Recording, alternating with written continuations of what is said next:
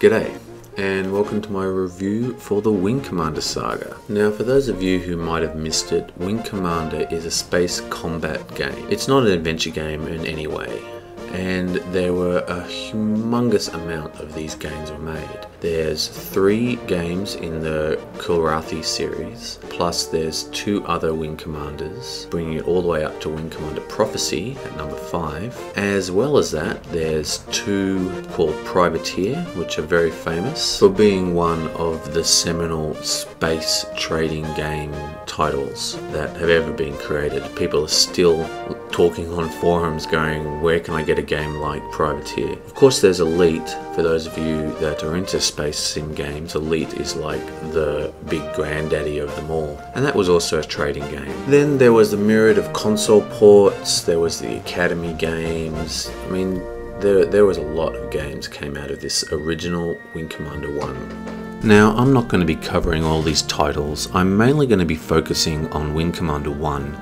What makes Wing Commander so good is basically because it has a huge, epic storyline. It is like watching a film, and the 3 movies are like, well, look, I even said movies. The 3 games. I don't think there's another game that is even in the same league as Wing Commander, especially 3 and 4 for interactive film experience. But it all started in Wing Commander 1. It really gives you a feeling of being able to affect the game world, something that's incredibly unique for that time. And it used a mission tree system, so you didn't have to win. Like computer games nowadays, you just keep playing the level until you beat it. But this game was physically designed, so some levels were really hard, and they expected you to lose a few missions, which would send you down alternative paths, open up different dialogue options, send you into different parts of the space, and the entire way the missions are set up and organized is so fluid, and the story just continues so seamlessly from defeat to win. I mean, it's really excellent. On top of this dynamic mission tree environment that made you feel as if your skills as a pilot was physically affecting the story, was the way that you interacted with the other pilots on the Tiger's Claw. Now, most of the background and the story aspects to this game was driven through the conversations that you had with the other pilots. But through a stroke of game designing genius, these pilots were all mortal, as in they could die in the missions and be removed from the game completely. So again, as you play the game, depending on your skills as a pilot, by the end of the game, more of the rest of the crew will be alive or dead, thus giving you a real sense of affecting the game world, and also completely changing the way you experience the storyline, because most of the storyline is actually told to you through the conversations with these pilots. This effect especially becomes apparent towards the very end of the game when you're reaching the climax of the story. You see, everything's coming to a head now. The missions are a lot harder and a lot more urgent. The Tiger Claw is in a lot more danger, and half of the crew are dead. Well, they were in my case anyway. And the pilot's lounge is suspiciously empty.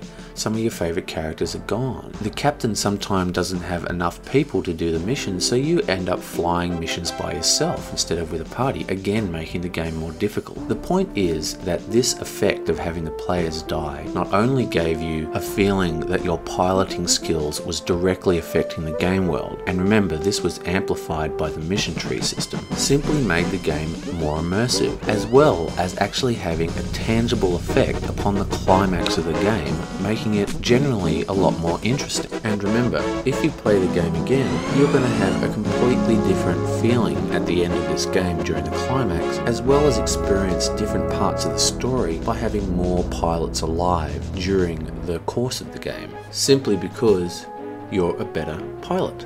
In Wing Commander 1, for example, not only did the branching system come about, but also pretty much the concept of add-on packs, as well as something that's so pervasive now, and it had its own achievement system in the form of medals and promotions. This is all radical stuff, and in a way it was the precursor to the FMV sequence story-driven game. Gameplay, then an FMV sequence, gameplay, then an FMV sequence. This was like the game that started that, and it was taken and perfected in Wing Commander 2. Now, Wing Commander 2 is basically just Wing Commander 1 on steroids. The thing that's quite amazing about it is that it did 2 really important things for PC gaming. One, it was the first ever game to use digitized speech, and this was released as a separate add-on pack, and at the time this was such a rare thing that it only worked on a single card called the Sound Blaster, and it is pretty much instrumental in why the Sound Blaster became the standard in PC audio for so many years. On top of that, it just took the whole story-driven, movie-like experience of Wing Commander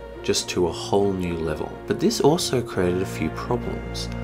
The main problem was that it had such a complicated plot and storyline that was told through these cutscenes in the interactive movie environment that it was impossible for some of the core and brilliant features of Wing Commander 1 to be utilised. Namely, pilots couldn't die, the mission tree system had to be cut back and simplified, and also you couldn't have the achievement system of promotions and medals, because these ideas would get in the way of scripting a very detailed story. And the story really is the main focus of Wing Commander 2. So while Wing Commander 2 does lack some of these elements that made Wing Commander 1 so amazing, the simple inclusion of voice acting, which basically turned it into a cartoon as good as anything you could see on the television at the time, plus a very detailed, mature storyline, more than made up for this. And of course, even though the mission tree was simplified,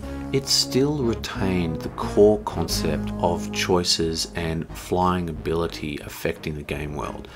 Winning and losing missions would still send you down different paths. There just wasn't as many paths because it was just too complicated for them to script vast amounts of storyline and display it in this visual film-like way when they know that maybe 60% of that storyline will never be seen by any players because no one's going to lose 6 missions in a row. So the entire thing was simplified. Wing Commander 3 is basically Wing Commander 2, but again another level of sophistication. This time it is fully full motion video. And while most full motion video games like say the Tex Murphy games or Gabriel Knights 2 for example are actually just using full motion video as a replacement for 2D graphics, Wing Commander 3 was actually an interactive film and one of the few ever to be made. Now obviously I don't have enough time left to really do Wing Commander 3 justice, except for the fact that this game is all about the story. It's like the wrapping up of this saga between all the 3 titles, and in some ways you can criticizing it for being more of a movie than actually a game. Still, it is a superb game even to this day, and the whole series is just so worth playing. It's just unbelievable. Incidentally, with Wing Commander 4 they took what their lessons from Wing Commander 3 and just took it to the nth level, and Wing Commander 4 is the pinnacle, the high watermark as it's been called, of the entire FMV computer gaming era. It is actually the only FMV title to ever be re-released in DVD quality. You can't stress it enough. I mean, it changed computer games. It took it out of the backyard small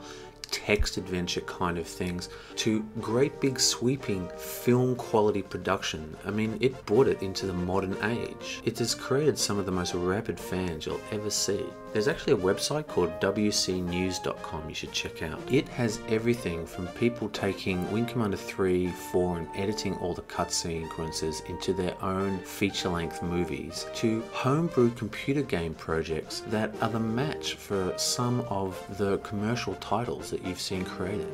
It is seriously one of the seminal computer games of all time, this series, and if you haven't played it, you must.